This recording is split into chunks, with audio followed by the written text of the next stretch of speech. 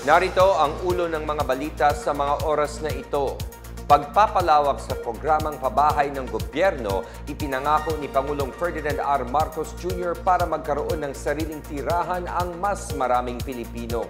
Mga taga Baguio City, pinayuhang magpabakuna laban sa trangkaso lalo na sa darating na taglamig. Grand launch ng Dinagyang Festival 2026 sa Iloilo na puno ng magagandang kulay at musika.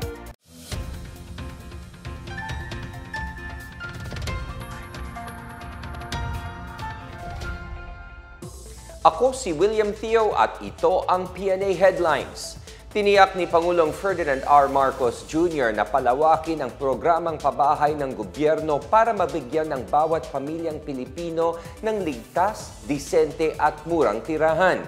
Sinabi ito ng Pangulo sa pagbubukas ng National Housing Expo 2025 na ginanap sa World Trade Center sa Pasay City ngayong araw. Sa kanyang talumpati, pinagtibay niya ang pangarap ng administrasyon na magkaroon ang bawat pamilyang Pilipino ng ligtas, maayos at sariling tahanan.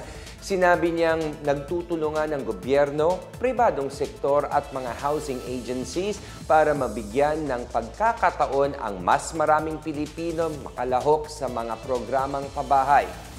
Kabilang sa mga programa ng gobyerno ang Expanded Pambansang Pabahay para sa Pilipino Program, katuwang ang Pag-ibig Fund.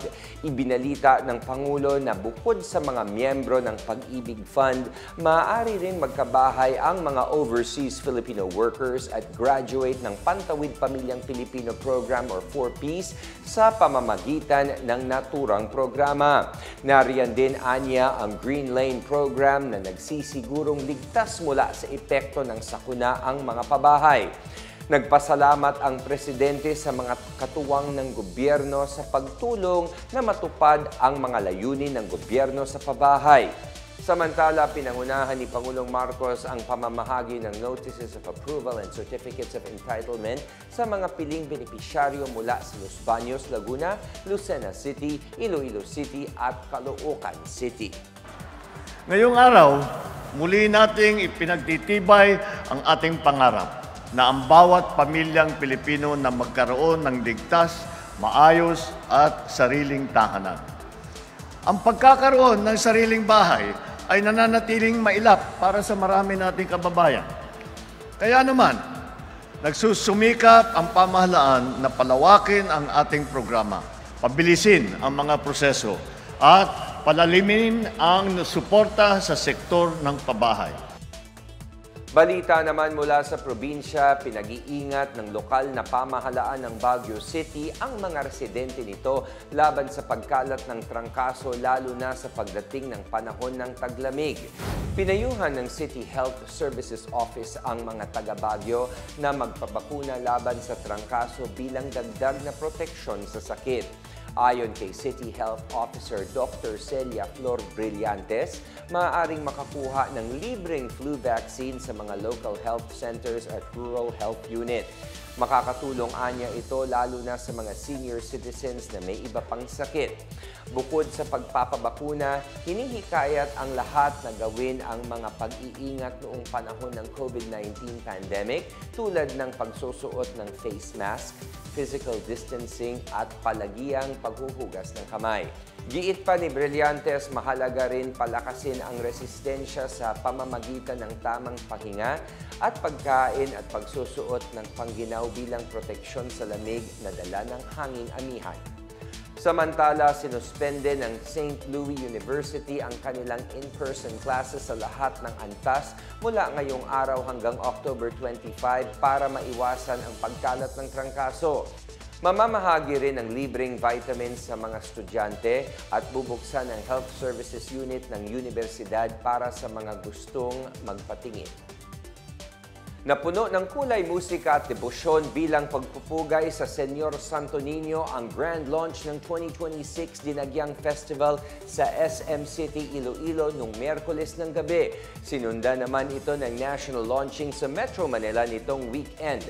Ayon kay Festival and Artistic Director Eric de Vinagracia, itatampok sa selebrasyon sa susunod na taon ang mga disenyong inspirasyon ang mga halaman at hayop na makikita lamang sa Visayas. Para naman kay Iloilo City Mayor Raisa Treñas, hindi lang basta ito kapistahan, bagkus ay mahalagang parte ng pagkakakilanlan sa mga Ilonggo. Pinasalamatan din niya ang mga komunidad, partner at stakeholders na tumutulong sa pagbubukas ng Dinagyang Festival. May temang Bugay sang Ginoo, bugal sang mga Ilonggo, sinisimbolo ng kapistahan ang pagbibigayan, pagiging malikhain at ang katatagan ng mga Ilonggo.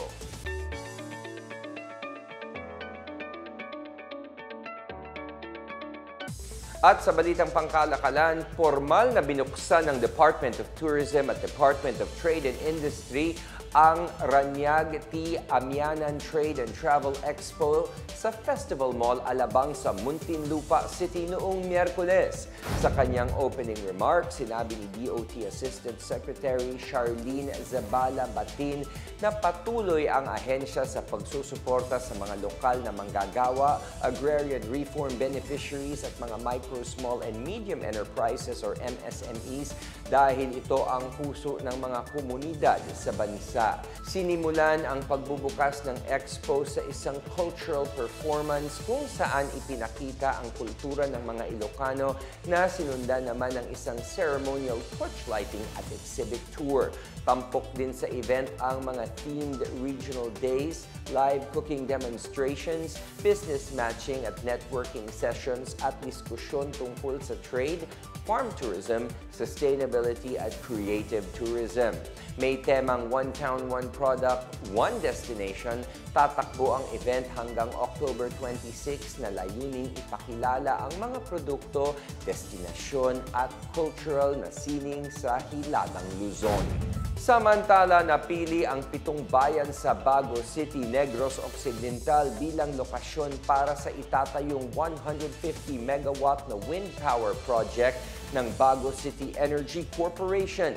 Sa isang notice of public scoping ng Department of Environment and Natural Resources Environment Management Bureau sa Negros Island Region, tinukoy ang mga lokasyon gaya ng Kalumangan, Napoles, Talok, Sampinit, Busay, Palingasag at Lag-asan. Ang public scoping ay unang bahagi ng Environmental Impact Assessment process na layuning makapagbigay ng overview sa isang proyekto, makakuha ng mga hinaing at issue at iba pang impormasyon na makakatulong sa paghahanda ng Environmental Impact Statement.